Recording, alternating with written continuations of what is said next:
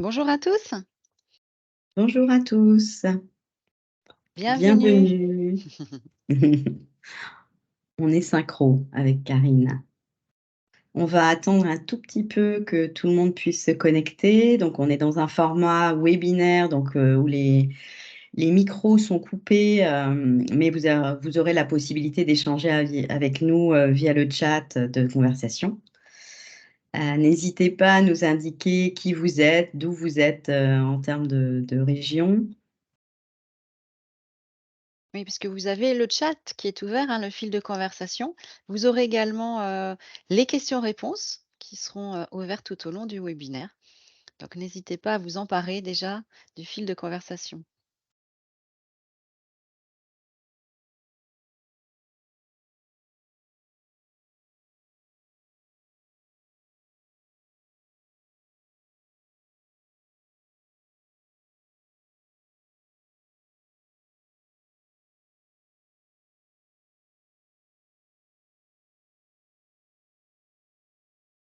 Donc Karine, c'est toi qui as la vue sur le nombre de participants, je pense, pour savoir si on doit attendre quelques minutes de plus ou pas. Comme je partage mon écran, je ne vois pas. Je comprends. Alors pour le moment, nous sommes 5. On va peut-être attendre, il est 11h32.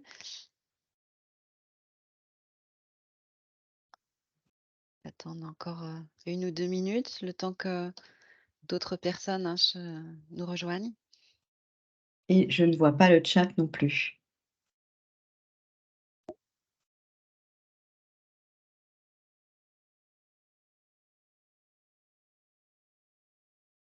Je vais Alors peut-être arrêter 2 minutes le partage d'écran. Ça va me permettre de pouvoir voir avec toi.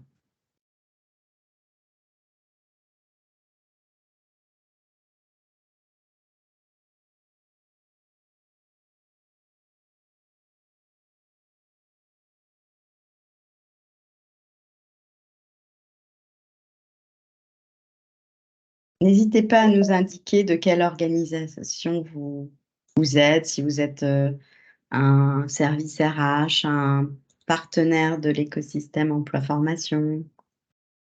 Peut être intéressant pour nous, pour adapter aussi les contenus.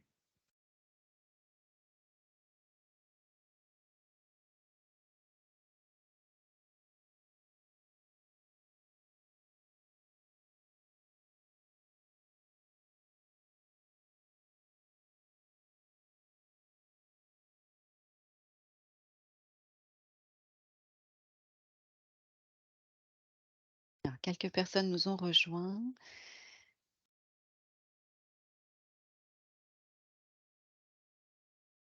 Alors, je vois des partenaires de Transition Pro sont connectés. Cap Emploi aussi est représenté. Bonjour Laure.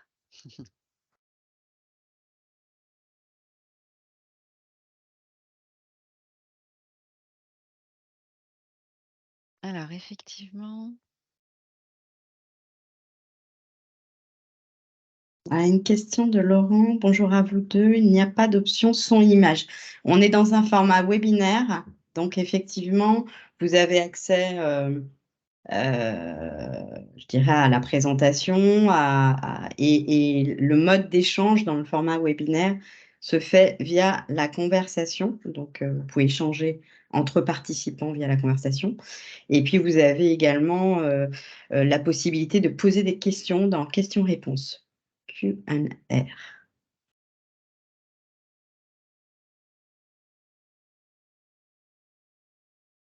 il est 11h34. On va démarrer. Peut-être pas tarder. Je te laisse la main, Emmanuel. Oui, je vais vous partager l'écran.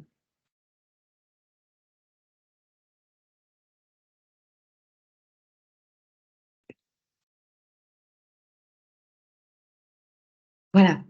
Donc, nous avons le plaisir de vous accueillir dans ce webinaire qui est le premier webinaire d'un cycle que nous avons, je dirais, construit avec l'ensemble des opérateurs CEP des Pays de la Loire, donc Cap Emploi, l'APEC et le groupement Évolution. Et donc, on vous expliquera à la fin du webinaire un petit peu comment on travaille. Et puis également Transition Pro, qui est notre partenaire sur un certain nombre de dispositifs.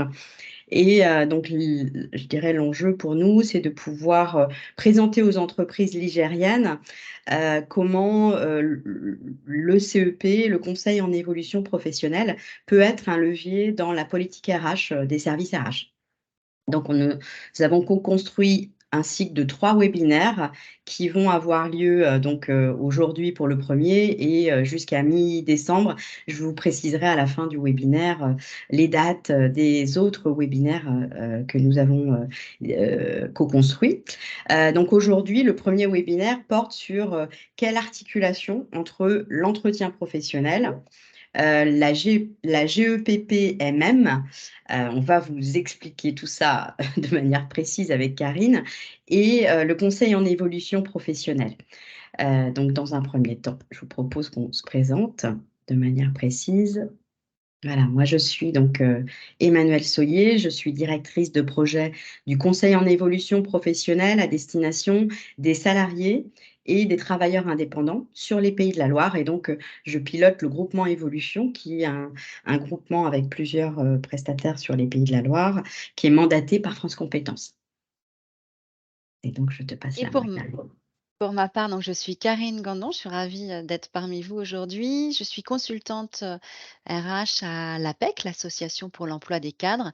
Notre mission à l'APEC, c'est bien d'accompagner les cadres, qu'ils soient demandeurs d'emploi, en poste, mais également les jeunes diplômés, tout au long de leur, vie professionnelle. Et puis nous avons également une mission auprès des entreprises, notamment des TPE-PME, puisque nous les aidons à recruter. Et puis, vous nous connaissez aussi bien sûr, sous le job board, mais aussi sous, l'angle des études puisque, chaque semaine, nous en moyenne en tout cas, nous sortons 1 à 2 études sur le marché des compétences cadres. Merci, Karine. Donc, nous allons démarrer par les enjeux Alors de la thématique.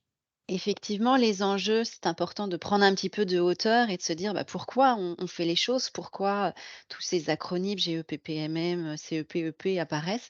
Ça me paraissait important de nous redire que, l'entreprise, l'organisation, elle est à l'intérieur d'un écosystème et que cet écosystème, il connaît des changements permanents, des changements qui sont de l'ordre législatif, économique, politique, qui est en lien avec la transition écologique également, toute la transformation des de technologiques qu'on peut également avoir. Donc cet écosystème, il change en permanence et il va impacter finalement chacune de nos organisations et nos entreprises en particulier. Ces entreprises-là, eh bien, elles répondent aux menaces et aux opportunités de cet environnement, de cet écosystème, en créant finalement sa stratégie, son projet d'entreprise pour permettre tout simplement de se développer, voire de se maintenir. Donc, il y a un vrai enjeu aussi pour l'entreprise à prendre en compte son écosystème et ses changements permanents. Et puis, on peut se dire qu'à l'intérieur de l'entreprise, de l'organisation, eh bien, le collaborateur également est partie prenante. Il doit s'adapter, il doit créer son projet professionnel, développer ou pas ses compétences. En tout cas, c'est un choix aussi qui lui appartient. Bien entendu, hein, s'il ne développe pas ses compétences, ça sera une problématique. En tout cas, ces 3 niveaux-là sont importants à prendre en compte. Le collaborateur à l'intérieur de l'organisation qui est lui-même elle-même finalement à l'intérieur de l'écosystème. Donc finalement notre enjeu, c'est bien de comprendre et de donner de la cohérence à ces 3 niveaux. Notre écosystème nous impose des changements, comme je l'ai dit, économiques, politiques, technologiques et cetera.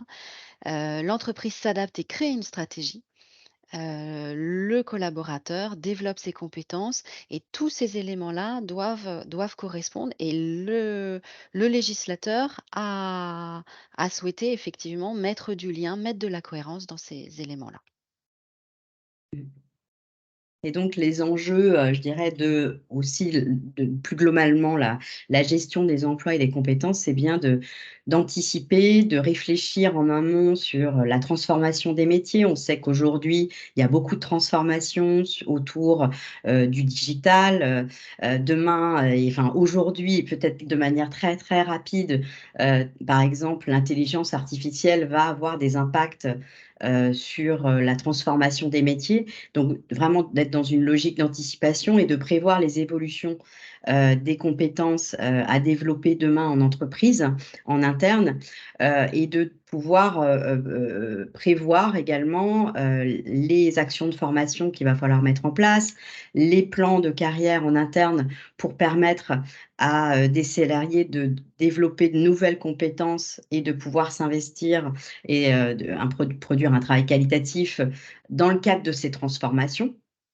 Donc travailler sur le plan de développement des compétences, des nouvelles compétences, à court terme, moyen, long terme, pour pouvoir s'adapter à ces transformations, économiques et technologiques, mais aussi environnementales. On sait que la transition, écologique, a un impact aujourd'hui direct auprès des entreprises, donc selon, le type, je dirais de secteur d'activité, mais toutes les entreprises vont être impactées par cela. Hem Et puis également, toute la gestion des emplois et des compétences, c'est aussi bien sûr, prévoir, anticiper les départs en retraite, les besoins à venir, en termes de recrutement, de réorganisation au regard de ces départs. Anticiper et mener bien sûr, la transition écologique et environnementale, avec, à la fois de nouveaux métiers qui peuvent venir, je pense notamment, dans le bâtiment, des personnes qui vont travailler sur, le recyclage des matériaux ou l'utilisation des matériaux, par exemple, et également la transformation des métiers, au sein des organisations, avec des métiers existants. Donc tout ça, voilà, est à prendre en compte dans, la gestion des emplois et des compétences au sein des entreprises. Juste avant, si tu me permets Emmanuel, Oui, on parlait des pardon. métiers verts et des métiers verdissants. Effectivement, Oui. on s'aperçoit que, et l'APEC a sorti une étude sur le sujet, sur les compétences cadres. Effectivement, on Mmh, s'aperçoit qu'on a l'émergence de métiers en lien direct avec la transition écologique, mais on a aussi tous les métiers qui sont en mutation, qu'on appelle mmh, verdissants et qui viennent effectivement, apporter, enfin, se transformer une compétence parmi un métier. Et ça va être de plus en plus, présent dans nos organisations. Comme tu le disais Emmanuel, c'est à prendre en compte, avec, beaucoup d'attention. mmh, tout à fait. Alors effectivement, on a, comment dire? Identifié dans le titre du webinaire un certain nombre d'acronymes et l'idée, c'est de pouvoir un peu, expliciter de manière plus précise, ce qu'on entend par là. GEPPMM, on parle bien de la gestion des emplois, des parcours professionnels et de la mixité des métiers. Donc on va y revenir de manière plus précise juste après. L'EP, souvent qui est peut-être utilisé par, les RH ou, l'écosystème, emploi, formation, c'est bien l'entretien professionnel qui a lieu tous les 2 ans. Et puis le CEP, on parle du conseil en évolution professionnelle, donc le service à destination des actifs pour les accompagner tout au long de leur, parcours professionnel. Alors effectivement, au cœur de ces 3 dispositifs, finalement, il y a le développement de l'employabilité des compétences, hein. Ça doit vraiment être au cœur de nos actions. J'avais envie de vous partager le principe de 70-20-10. J'imagine que vous connaissez ce principe, mais je voulais le réexpliquer, ou en tout cas le réexpliciter avec vous aujourd'hui. Comment, finalement les adultes, développent leurs compétences? Eh bien, c'est souvent, en tout cas à hauteur de 70 grâce à l'acquisition informelle expérientielle, grâce à des nouveaux projets, à des missions inédites, de nouvelles missions qui apparaissent dans la situation de travail et finalement, la personne développe ses compétences à cette occasion-là. Pour 20 des compétences développées, c'est plutôt grâce, à l'entourage, grâce aux pairs qui viennent, aider, au partage finalement de la connaissance et simplement 10 grâce à la formation dite classique. Donc on s'aperçoit bien qu'aujourd'hui, les situations de travail et les situations de formation, eh bien, ça ne forme plus qu'une seule, entité, hein. On apprend en travaillant, on travaille en apprenant, enfin, ça c'est beaucoup plus, poreux finalement et Tout à fait. aujourd'hui, on a un vrai enjeu à allier, les dispositifs d'entreprise, les dispositifs à la disposition des salariés pour en faire finalement, des outils au développement de l'employabilité. Tout à fait. Donc excuse-moi, j'ai un petit souci. Voilà, Souci. pardon. On va Ah, pouvoir on peut passer, pas de souci. ouais, On va pouvoir passer à la suivante. On parlait de, GEPPMM. Est-ce que tu voilà, parfait. C'est effectivement le nouveau nom, hein. On parlait avant de GPEC ou de GPEC, hein, suivant les écoles. On est ensuite passé à la GEPP et maintenant la GEPPMM. Donc, je vous ai remis très brièvement et je vous inviterai à aller voir si vous avez envie de plus de détails. Mais voilà, c'était en lien avec la loi Borloo en 2005, hein, où effectivement, avec la programmation pour la cohésion sociale. Ensuite, la loi Rebsamen a effectivement, mis au cœur, le dialogue social, l'emploi, ça c'était en 2015 et puis les ordonnances Macron ont précisé encore un petit peu plus autour de cette notion de parcours professionnel à bien manager finalement, tant, du point de vue du collaborateur que de l'entreprise. mmh, merci. Et donc aujourd'hui, la GEPPMM, heu on est dans une démarche, effectivement, comme on le disait tout à l'heure, prospective de gestion des compétences pour répondre, je dirais aux évolutions et des attentes actuelles du marché du travail. Et je dirais que donc comme tu le disais, les ordonnances Macron ont précisé, je dirais le fonctionnement et ce qui est applicable, par les entreprises, notamment donc qui sont obligatoires, par les entreprises de plus de 300 salariés, mais cependant les entreprises peuvent très bien rentrer dans cette démarche de manière volontaire, même si elles ont des effectifs, moins importants. Donc les 3 je dirais enjeux majeurs par rapport à la GEPPMM, c'est bien de, mettre en place, la formation, mais pas que. C'est-à-dire qu'auparavant, on était vraiment centré sur la formation professionnelle et là, aujourd'hui, étant donné qu'on comme tu disais, il y a une porosité et on apprend, tout au long de la vie et on apprend notamment en situation de travail. Donc on est vraiment plus aussi sur, la gestion des parcours professionnels. À avoir vraiment une vision beaucoup plus globale, de la vie professionnelle du salarié, et que, uniquement la formation professionnelle, continue. Et donc la périodicité de la négociation de la GEPP a évolué. Les partenaires sociaux, ont la possibilité de la fixer par accord collectif, et pour autant le délai est de 4 ans maximum.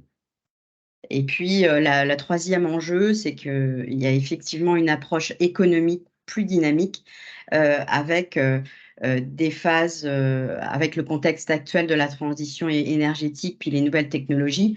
Il y a une agilité beaucoup plus rapide que les entreprises doivent s'adapter avec des changements qui sont, vraiment, beaucoup plus rapides. On l'a vu avec le covid, avec l'impact de toutes les réorganisations. Je dirais que l'agilité, elle est, vraiment, on navigue dans un monde incertain où, on a très peu de certitudes sur, comment les choses vont évoluer à long terme. Je dirais qu'il y a une accélération des transformations qui nécessite une agilité, année par année, pour chaque entreprise. Donc comme je le disais, effectivement, les entreprises une obligation pour les entreprises de plus de 300. Et puis, également, celles qui possèdent un établissement, communautaire de plus de 150 salariés en France. Et donc tous les ans, 3 ans, l'employeur et les partenaires sociaux doivent engager une négociation, sur la gestion des emplois et des parcours professionnels et sur la mixité des métiers. Alors effectivement, hein, la mixité des métiers, c'est un peu une nouveauté. Ouais. Ça met effectivement en lumière le fait que, eh bien, les métiers, ne sont pas sexués. Mmh. ne doivent pas l'être en tout cas. Accueillir des hommes et des femmes, à l'intérieur des organisations, c'est important, mais aussi à l'intérieur des métiers, faire en sorte que effectivement les métiers réputés masculins soient accessibles aux femmes, et inversement.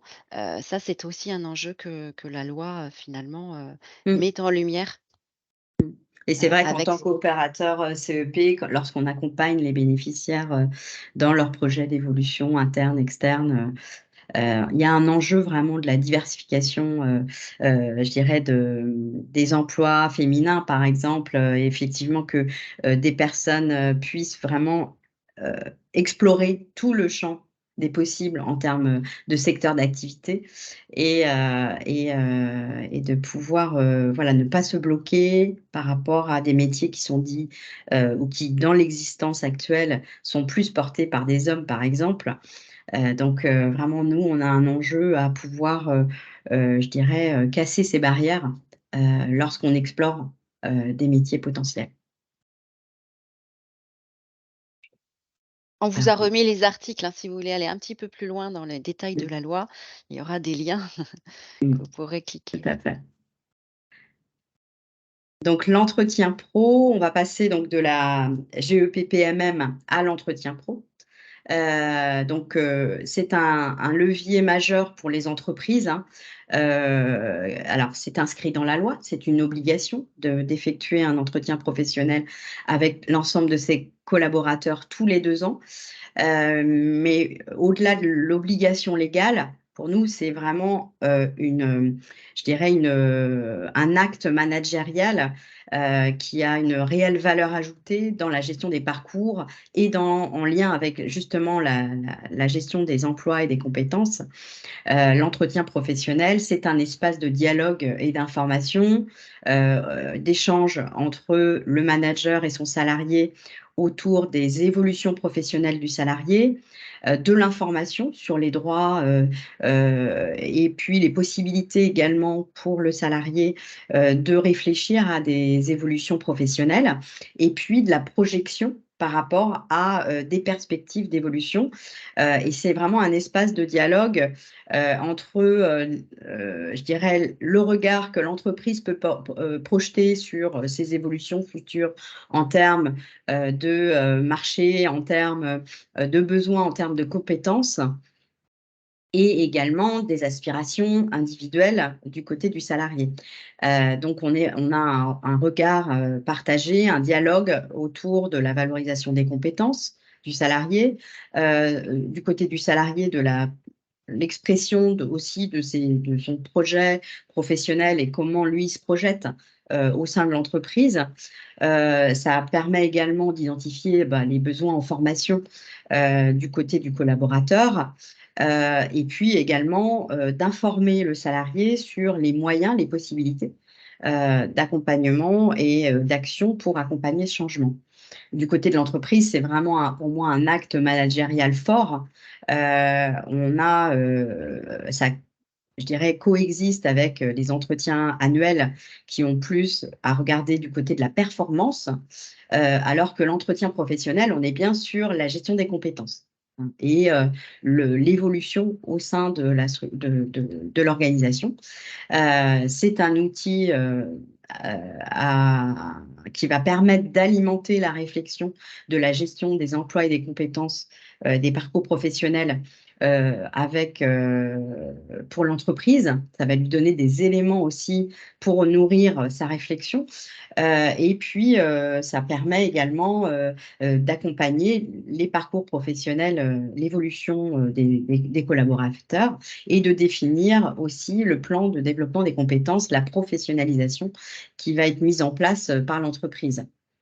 La visée de l'entretien professionnel, c'est bien l'employabilité interne comme externe, la sécurisation des parcours aussi des salariés, l'anticipation et de permettre à chaque collaborateur d'être vraiment acteur de son projet professionnel et de pouvoir, je dirais, à la fois questionner et échanger.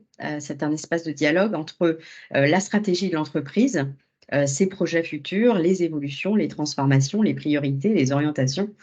Et la stratégie individuelle du salarié, c'est comment effectivement il se sent, je dirais, dans son activité professionnelle, quel type de questionnement il peut avoir par rapport à, je dirais, son poste de travail, les relations avec ses collègues, ses managers, etc., le sens au travail, la satisfaction au travail, comment il se projette effectivement dans les évolutions de l'organisation du travail, les évolutions des métiers qui sont permanents actuellement, la structuration des équipes, et puis ses besoins également en termes de compétences, de développement des compétences, en faisant converger les besoins futurs, la stratégie de l'entreprise sur les évolutions en termes de compétences, et lui, quelles aspirations en termes de développement des compétences, quel type d'activité il souhaiterait pouvoir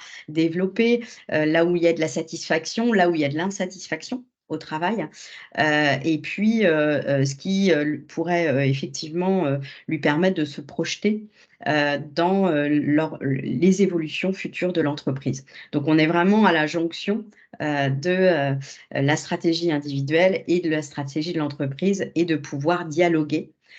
Donc, c'est ce qu'on appelle le dialogue professionnel entre les managers et les salariés, et de pouvoir ensuite, une fois que les enjeux sont présentés, les souhaits et les besoins de chacun puissent converger, identifier ensemble quel plan d'action on peut mettre en place en termes d'évolution interne, de mobilité interne, de transformation de certaines missions, par exemple, et également, bien sûr, de formation, de tutorat, de gestion des carrières et d'évolution. Je ne sais pas si tu veux compléter, Karine, si Ça me n'hésite pas. paraît, très clair et très complet. OK. Donc voilà pour l'entretien pro, heu et heu et ensuite on va regarder, donc comme on avait dit, on présente les 3 dispositifs pour ensuite voir ensemble comment tout ça s'articule. Et donc le dernier dispositif qui peut être pris en compte, c'est bien sûr le conseil en évolution professionnelle.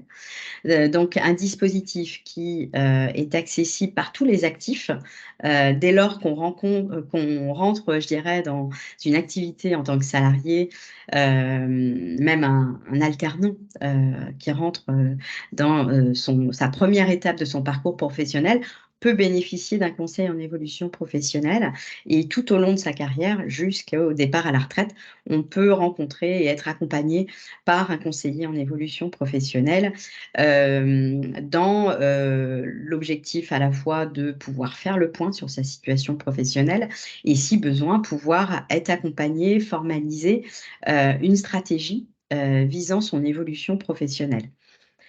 Donc c'est un service public qui est gratuit, qui est confidentiel. Donc c'est je dirais un dispositif qui est à la main des salariés et puis également des travailleurs indépendants, et donc qui est confidentiel, qui se déroule en dehors de l'entreprise, qui est neutre, et qui est, je dirais, accessible au plus près du lieu d'habitation du salarié, et ou du lieu de travail, hein. Les personnes ont le choix d'être suivies sur le lieu de leur souhait. En termes d'accessibilité, on doit également pouvoir s'adapter à tout type de public et je dirais, de problématiques de santé et handicap, et cetera. Et puis impartial, dans le sens où, effectivement, le conseiller n'a pas d'intérêt à orienter vers tel ou tel projet. On est bien là dans une posture de co-construction, de facilitation, puisque le contexte, je dirais, de l'écosystème emploi-formation est complexe. Donc on a vraiment un rôle de faciliter les prises de décision, et puis l'accompagnement dans la stratégie de l'évolution professionnelle. Mais on va y revenir de manière plus précise. Alors, quel lien entre l'entretien professionnel et le CEP? On l'a vu tout à l'heure avec, Emmanuel, l'entretien professionnel, c'est une obligation, hein, qui est faite à toutes les entreprises avec, des pénalités, hein, quand ce n'est pas fait pour les entreprises de plus de 50. En tout cas, on a l'obligation de prévenir chaque salarié qui arrive dans l'entreprise de la tenue des entretiens professionnels et de sa possibilité de bénéficier du CEP. Finalement, ce qu'on peut se dire, c'est que l'entretien professionnel permet d'échanger avec son salarié, mais que quelquefois, cet échange n'est pas suffisant et là, le relais du conseil en évolution est bien utile, parce qu'effectivement, hein, le fait d'échanger, dans un premier temps lors de l'entretien professionnel, c'est important, mais ce n'est pas forcément suffisant. L'objectif finalement des 2 dispositifs, hein, c'est bien de faire le point sur le parcours professionnel de chaque salarié, de connaître ses souhaits d'évolution, d'identifier les actions à mettre en œuvre avec lui pour l'accompagner. Et j'ai envie de dire qu'il peut y avoir des allers-retours, c'est-à-dire qu'un conseil Mmh. en évolution professionnelle peut être là aussi pour préparer un entretien professionnel.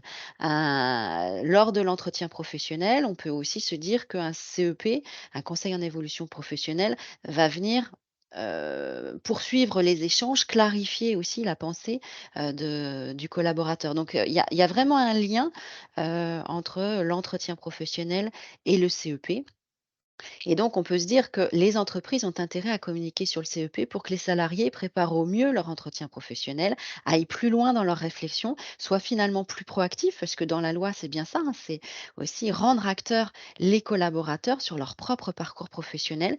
Et donc là, ils ont la main, grâce à l'entretien professionnel et grâce également au CEP, de se positionner pour se projeter sur la future étape, leur future étape de carrière. Tout à fait et juste pour compléter, effectivement, en aval de l'entretien pro, je dirais en conclusion, si effectivement il y a un projet qui émerge de développer tel axe de compétences, évoluer sur tel ou tel métier, le CEP, peut vraiment permettre de mettre en œuvre le plan d'action. Typiquement, il y a et si on doit identifier une formation par rapport à un axe, identifié lors de l'entretien professionnel, conseiller aux collaborateurs de prendre un rendez-vous, avec un conseiller en évolution professionnelle pour cibler l'organisme de formation, l'offre de formation la plus adaptée. Parfois, c'est les services, qui font fonction de RH ou, je dirais, cible la formation alors que, ça pourrait être tout à fait intéressant et pertinent que ce soit le salarié lui-même qui fasse, avec l'aide d'un appui d'un conseiller, cette recherche, au regard de ses compétences, au regard, des besoins et de revenir après auprès de son manager, ou du faisant fonction de RH, avec, les différentes hypothèses, options possibles. Ouais, Et tout c'est à vrai fait. que c'est un réflexe qui est pas forcément pris et ça peut vraiment de manière importante soulager aussi, le rôle, de RH par exemple, sur ces aspects-là et ça rend complètement le salarié acteur dans sa démarche, de formation. Voilà. Oui, oui, c'est vrai que ça allège, comme tu le disais, le travail aussi du RH. Enfin, en tout cas, c'est Ouais, un appui.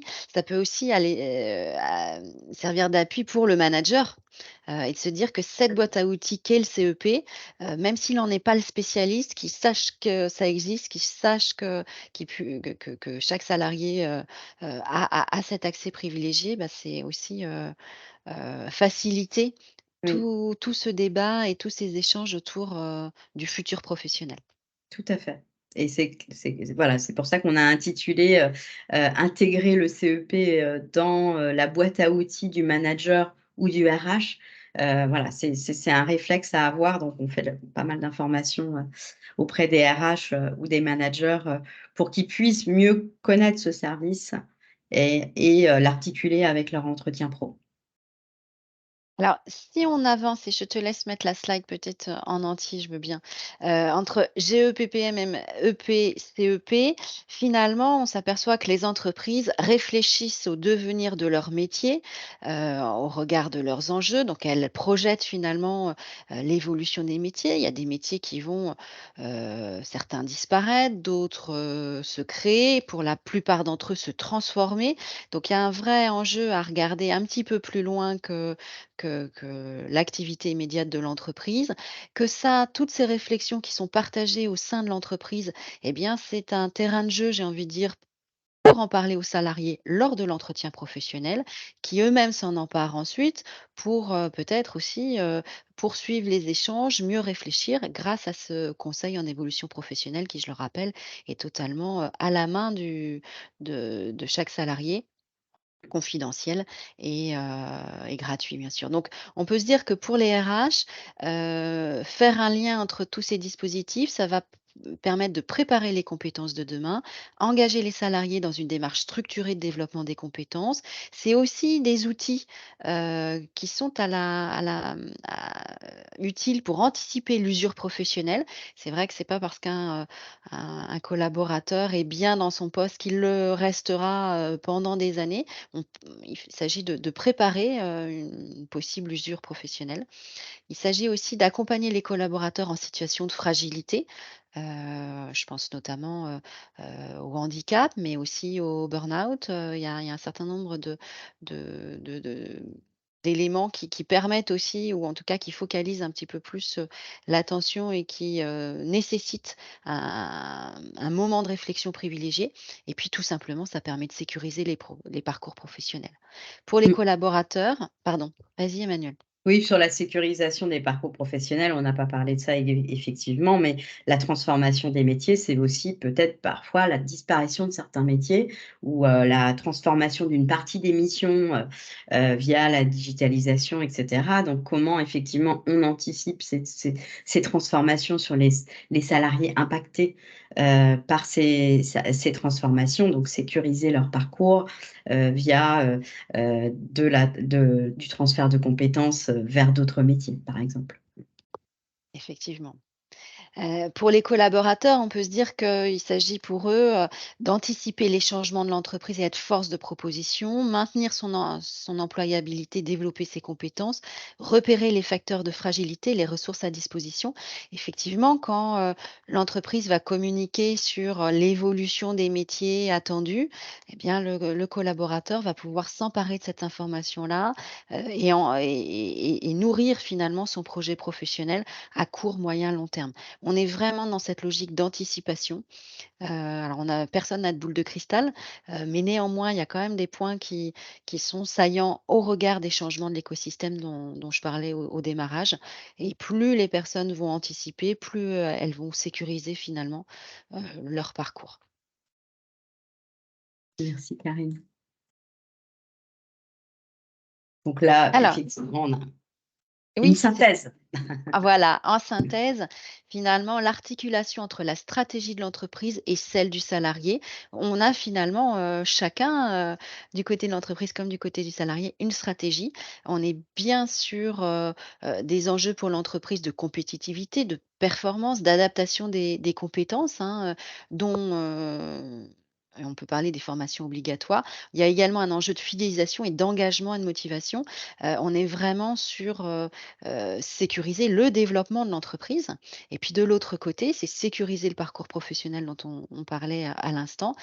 C'est peut-être accéder à l'emploi ou changer d'emploi, c'est peut-être progresser dans l'entreprise. C'est de toute manière pour tout le monde renouveler ses compétences et adapter ses compétences aux nouveaux enjeux, à toutes les transformations qui nous impactent. Peut-être pour certains d'entre nous se reconvertir et finalement, bah, voilà, ça fait le lien tout ça entre, plan de développement des compétences, entretien professionnel, conseil en évolution professionnelle et puis on n'en a pas encore beaucoup parlé, mais on va y venir, le compte personnel de formation qui est finalement, un outil à disposition aussi pour orchestrer finalement toutes les réflexions qui ont jailli à l'occasion de la GEPPMM, à l'occasion de l'entretien pro et à l'occasion du conseil en évolution professionnelle.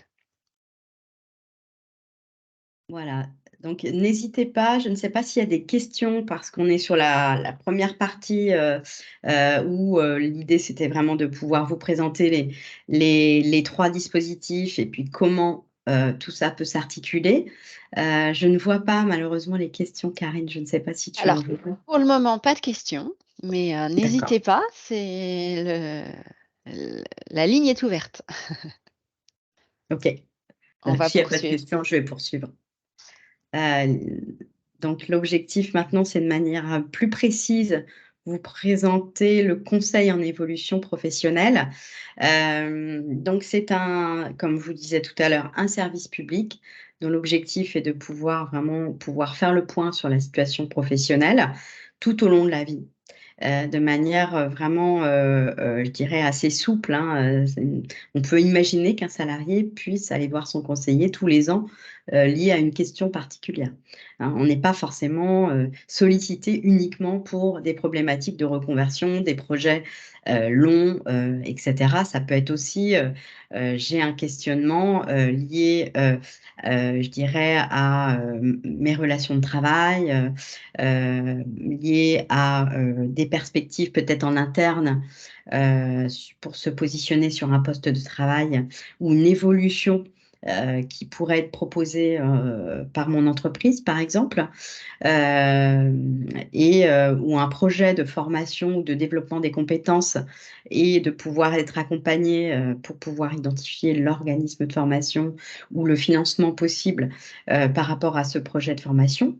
On peut être sollicité également pour, je dirais, des projets un peu plus longs liés soit à de la reconversion, de la transition professionnelle ou la reprise ou création d'activités. Des personnes qui souhaitent quitter le statut de salarié pour devenir entrepreneur.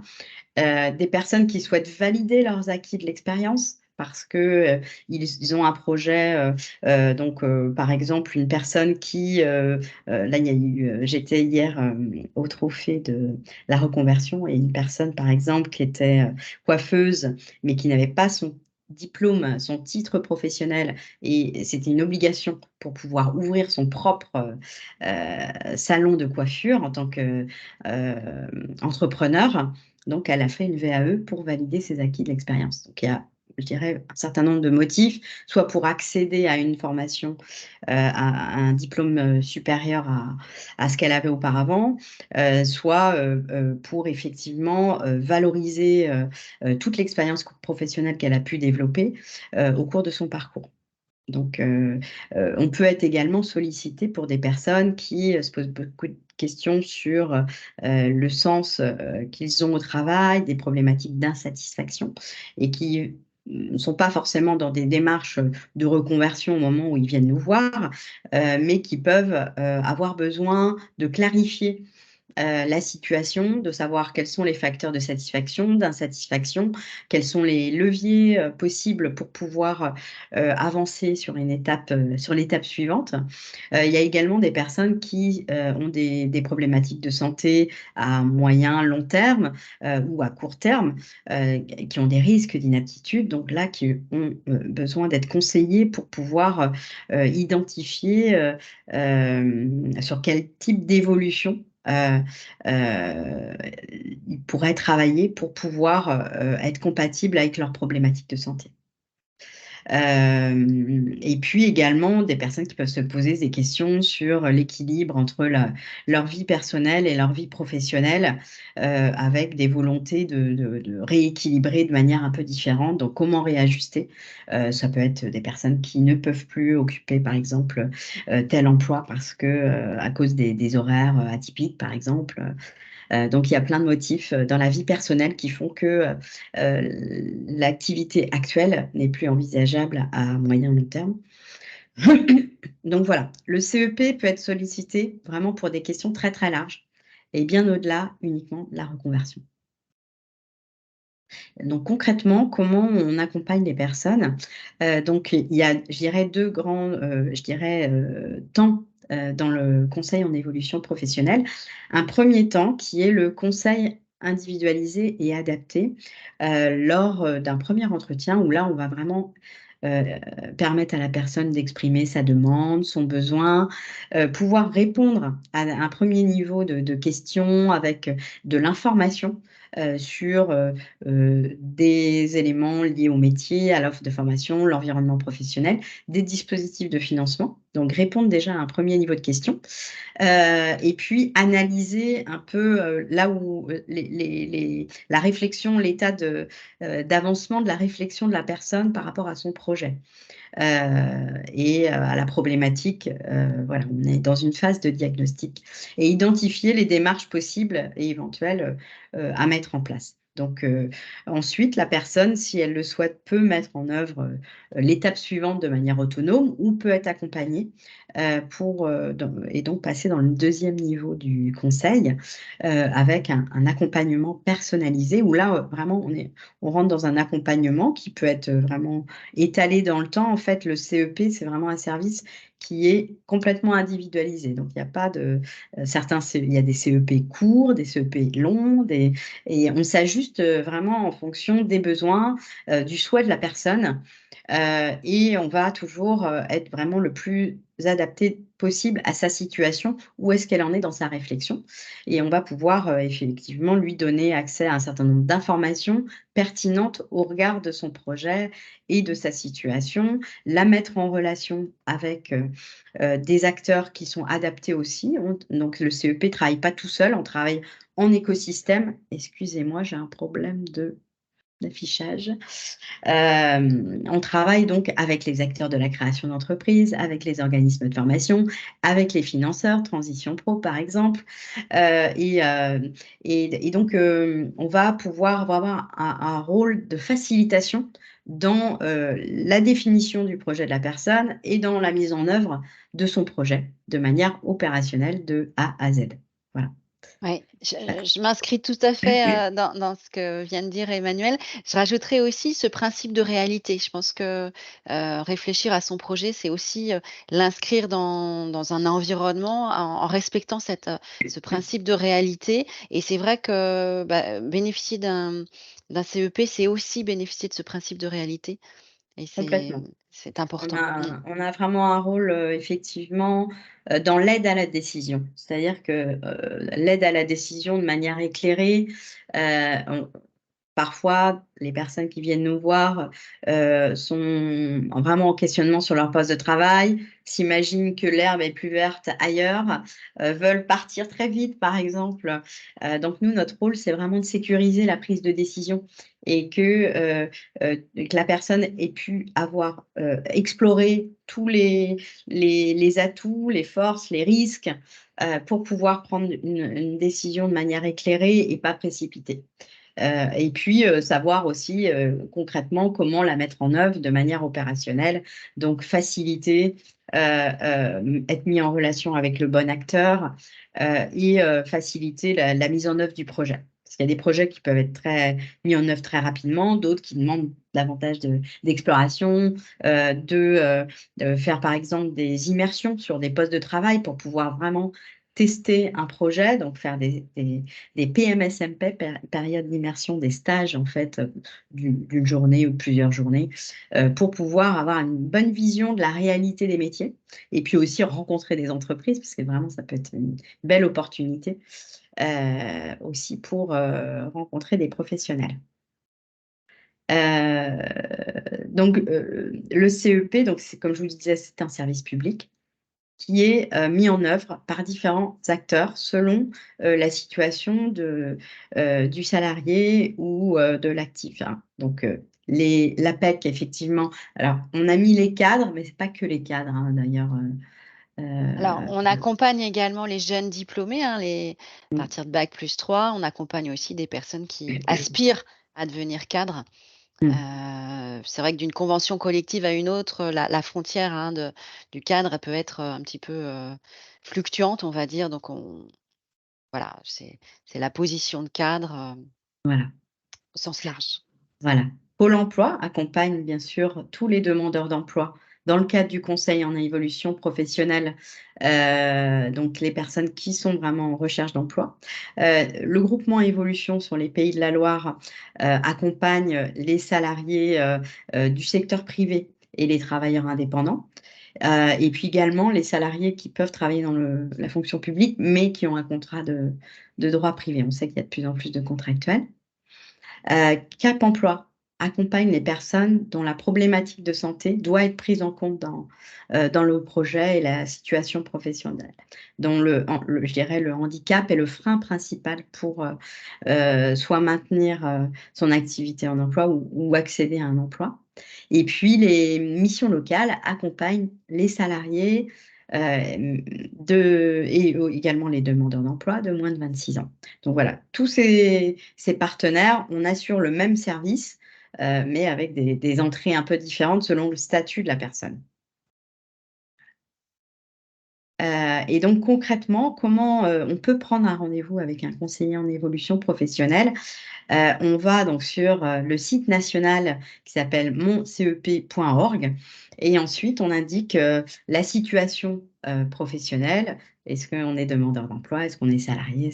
Etc. Et la localisation, donc le lieu d'habitation ou lieu de travail. Et là, le moteur de recherche va vous indiquer l'agence et le mode opératoire pour prendre rendez-vous avec un conseiller en évolution professionnelle. Voilà, je pense qu'on a présenté, on arrive au bout de notre webinaire. Alors, je ne sais pas s'il y a des questions, puisque je vais peut-être arrêter le Là, partage. Il n'y a pas pas de pour le questions. moment, pas de questions, Bon, très bien. mais ça peut venir. On vous laisse les poser. Est-ce qu'il y a des points sur lesquels vous avez envie de revenir ou sur la GEPPMM ou sur le CEP, le P, le CPF, je ne sais quoi? C'est à vous. Il n'y a pas de questions, j'ai l'impression. Non. Bien, écoutez, très bien. En fait, ce qu'on va pouvoir faire, par contre, c'est, on a enregistré le webinaire. Il y aura la possibilité de le visionner en replay. Donc, on renverra les liens pour pouvoir partager aussi à un plus grand nombre le contenu de ce webinaire, hein, Tout à fait. il pourra être visionné par d'autres entreprises ou d'autres partenaires Peut-être ultérieurement. redonner les dates des prochains webinaires Tout du à fait, tout cycle. à fait. Je Ça n'ai peut pas être, juste terminé, avant effectivement. de vous quitter et de nous aussi vous remercier.